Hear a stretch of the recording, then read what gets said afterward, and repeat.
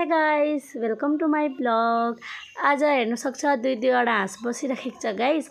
हामी चाहिँ आमैको घरमा गएर बसिराखेको थियो नि त। अनि यो दिव्या र सपना आएर चाहिँ भन्नुभयो जाउँ आम खानुपर्छ आज चाहिँ भनेर कुरा गरिराखेको थियो हामी चाहिँ हैन। अनि फेरि एउटा उषा दिदी आउनुभयो अनि जाउँ न त भनेर हामी पनि पछि पछि गयो हैन। अनि उषा दिदीहरूले चाहिँ आँप झारिराखेको थियो गाइस। अनि म चाहिँ भिडियो बनाउँदै थिएँ अनि यिनीहरू चाहिँ आँप झारिराखेको थियो मिलेर हैन।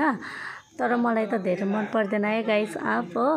अनि दिव्याले पनि आँप झारिराखेको थियो किनकि त्यो अल्गी छ नि त धेरै भेटाउँछ भनेर चाहिँ त्यसलाई झार्नु भन्यो हो।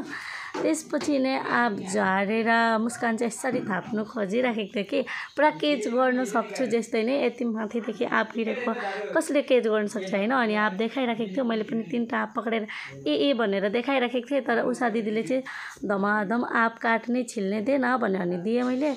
फटाफट आँपलाई धोएर छिलेर फेरि काटेर हैन चिनी नुन अनि खुर्सानी यति स्पाइसी बनायो खुर्सानीहरू हालेर पिनेर हैन गाइस।